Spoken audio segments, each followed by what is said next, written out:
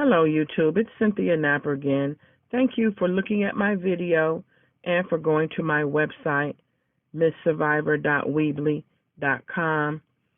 I'm going to attempt to read to you some excerpts from my book, and I'm going to post them on YouTube.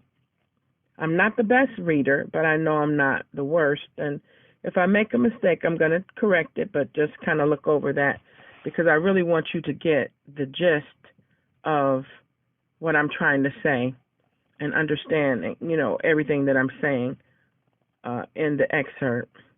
So I'm going to start on page 4 in chapter 1. The first chapter is entitled More Red Flags. Some of you that read the first book would know that I had just come back from Texas visiting Calvin, who at that time was my supposed boyfriend. And I went there, and actually he didn't have any place to live, and I didn't know that. So I came back home, and I prepared to go back to stay permanently, but I did tell him that I wouldn't be coming back if he didn't have his own place. So this is where I'm starting off after I got back home and some things began to take place. So here we go, page 4.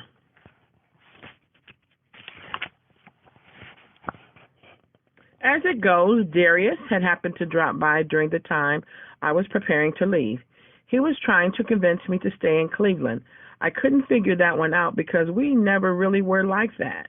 He came up with a lot of reasons, but never once did he use those 3 little magic words that some of the time cause us to lose focus to where we don't see things the way they really are. I knew he didn't love me, and more than likely he just wanted what I wasn't giving up. In all fairness to him, he could have said those 3 little words. He could have said he loved me just to get me to stay or in hopes that I'd have sex with him, but he didn't. Even if he had said it, I would have known that he didn't mean it because, like I said, our relationship was never that serious. In this hour, there are a lot of men telling lies along those lines to get women in bed. Of course, it's nothing new, but sex seems to be everywhere. Their words are, "You would if you loved me." Of course, we then say, "Yeah, we love you." The next thing you know, we get all scared and think that if we don't, someone else will.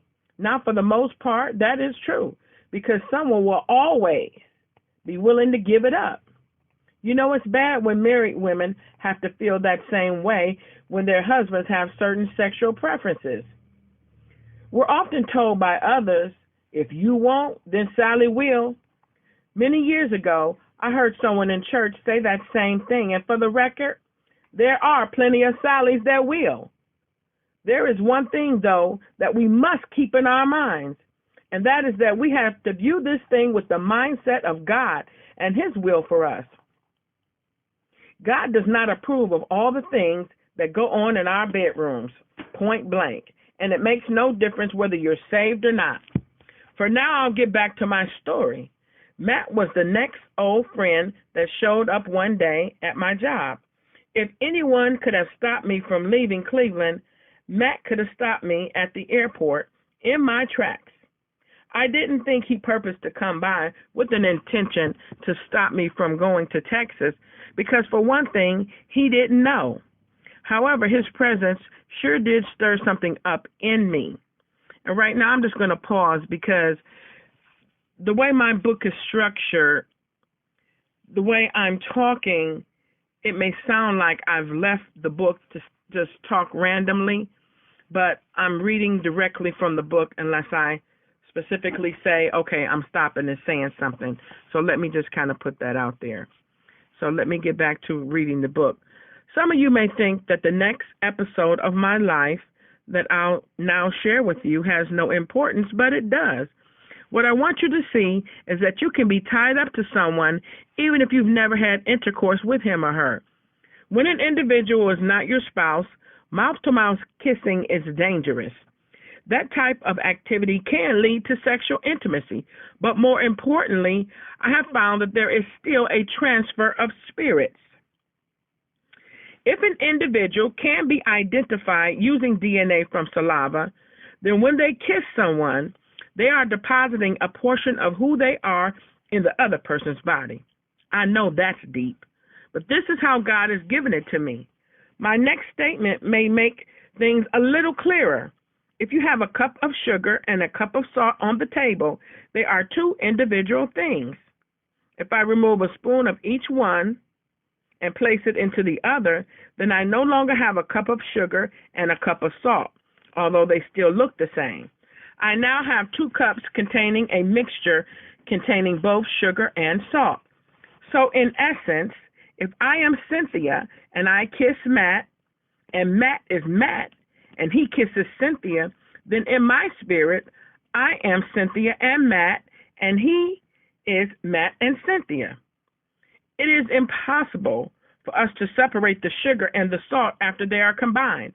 However, I'm sure there is a way to scientifically separate the two, but we as individuals trying to separate them grain by grain would be impossible. Only experts in the field of separating things of that nature would be able to do so. Likewise with humans, it takes a supreme being to separate the soul ties that we create. And just kissing someone can create them.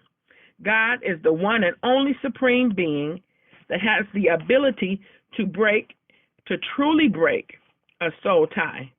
We can try to get over someone, but they will remain in our spirit until we get deliverance from God. God intended relationships to last for a lifetime. Therefore instituted marriage, where the two would then become one until death parts them. In the natural, the DNA can still be separated, but in the spirit realm, the mixture of saliva from two different people are become one. Look at it this way. Saliva is something that can be absorbed into the skin, and whatever is contained in the saliva is absorbed too. If you look at it in the natural and the person has something contagious, then you can contract it by kissing them. That's not only to say just through saliva, but urine, blood, and semen as well. Why do you think that some hospital personnel wear protective gloves and clothing? They wear them to keep from coming in contact with bodily fluids that can be infectious. Okay, how about this observation? If a raccoon bites you, why do you have to get a rabies shot? You get the shot because there is a possibility that it may have been rabid. If you see it foaming at the mouth, then it is almost a sure thing that it is infected. So then, are you getting the shot because of the actual bite, or because once you're bitten, the skin is broken and the saliva that's foaming out of the raccoon's mouth has infected you? The spirit in the saliva caused the animal to be crazed. So with that being the case, it is safe to say that the spirits that are contained in bodily fluids can be passed on to another individual in the same way STDs are passed on. If someone has syphilis or gonorrhea, you cannot actually see the disease. After a period of time, you would see a manifestation of the disease by the damage the disease has caused. That was a mouthful. By the same token, if an intravenous drug user share the same needle with someone and one of them has a disease in their blood, then everyone sharing the needle will be infected too. Why are they infected?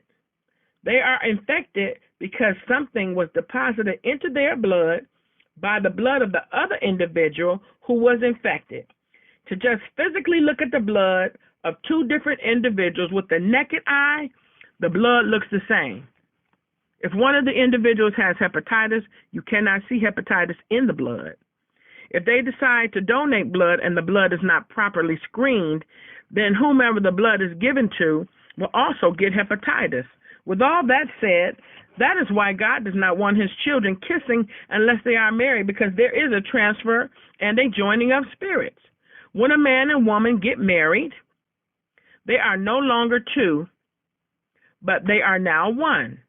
They have entered into a covenant and agreement with one another.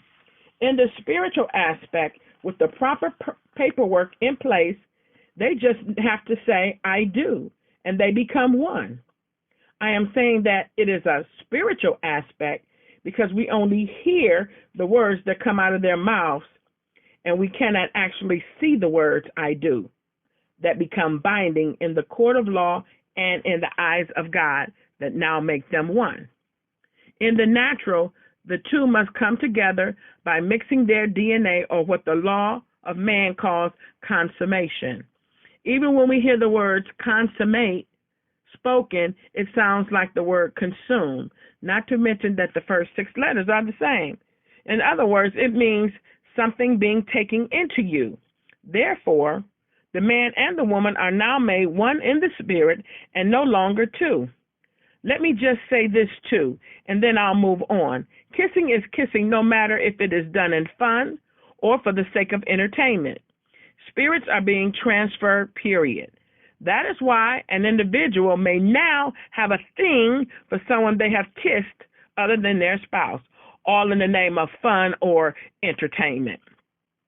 Many years ago, I heard an individual make a statement about leaving her current boyfriend after kissing someone in a love scene. So what do you think happened there? My guess is that something was deposited into her from his saliva that joined them together. Now, because they had become one and their spirits were familiar, each one was calling the other back to it. All that I've just said is just a little more information to cause you to think. Now, I'm going to stop right there, and that's on page 8. So I thank you in advance for listening to this video. I pray that it has said something that will kind of help you in your spirit and will encourage you to get this book.